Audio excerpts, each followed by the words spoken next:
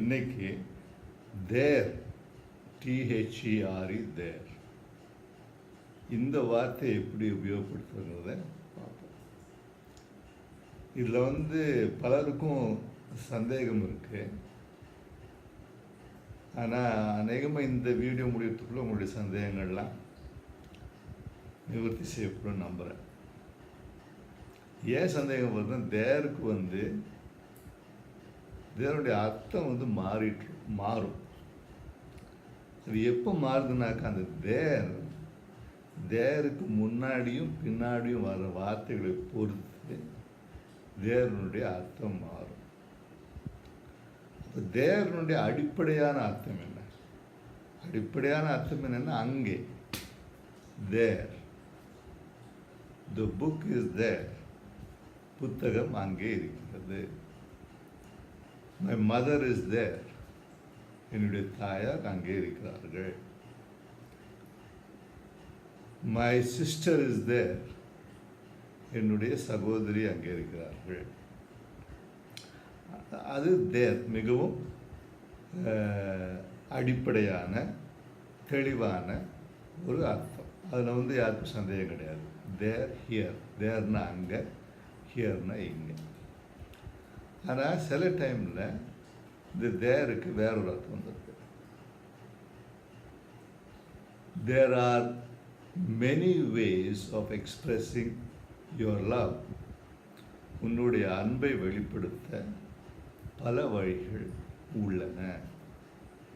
இதில் எங்கே அங்கேன்ற ஒரு வார்த்தை வந்தது? அங்கே என்ற ஒரு வார்த்தை ஒரு அர்த்தம் வரவே இல்லை. There are many trees in the forest. காட்டிலே பல மரங்கள் உள்ளன. இதில் எங்கே அங்கேன்ற ஒரு வார்த்தை வந்தது? அங்கேன்ற வார்த்தை வரல. There are many ways to reach Trichy. Trichy செல்வதற்கு பல வழிகள் உள்ளன. இதில் அங்கேன்ற வார்த்தை வரல, ஆனால் உள்ளன அல்லது இருக்கிறது, இது போன்ற ஒரு வார்த்தை வருது. இப்போ தேர்ன்னு சும்மா சொன்னோம்னா அங்கேன்னு அர்த்தம். There are the book is there அப்படின்னு சொல்லும்போது புஸ்தகம் அங்கே இருக்கிறது. அநேகமாக தேர் கடைசியில் வரும்போது, ஒரு வாக்கியத்தினுடைய கடைசியில் தேர்னு வந்ததுனாக்கா அநேகமாக அது அங்கே என்ற அர்த்தம் தான் வரும். What are you doing there?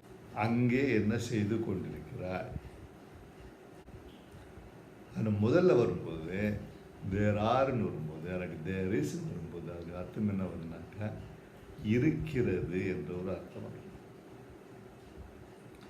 There are many ways of expressing love என்று சொல்லும்போது, அன்பை வெளிப்படுத்த பல வழிகள் இருக்கின்றன. இங்கே இருக்கின்றன என்ற ஒரு அர்த்தம் இருக்குது. தேர் இஸ் இல்லாட்டி தேர் ஆர்னு வந்தாக்கா இருக்கிறது அல்லது இருக்கின்றன என்ற ஒரு வார்த்தை வரும், ஒரு அர்த்தம் வரும். There is a book on the table. மேஜையின் மீது ஒரு புத்தகம் இருக்கின்றது. There is a car outside the house. வீட்டிற்கு வெளியே ஒரு கார் இருக்கிறது. there என்றால் அங்கே, there is என்றால் இருக்கின்றது, there are என்றால் இருக்கின்றன. அப்போ இந்த there இந்த 3 வழிகளில் யூஸ் பண்ணலாம்.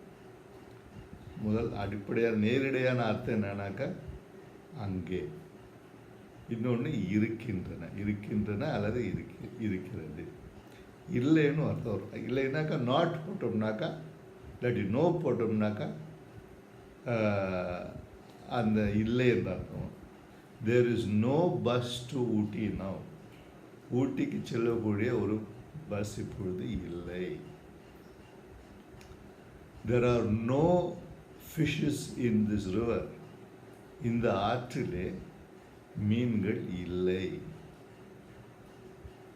There is no way you can reach there by evening. இன்று மாலைக்குள் அங்கு செல்வதற்கு எந்த வழியும் இல்லை. அப்போ இந்த மாதிரியான அர்த்தங்கள் இருக்கு.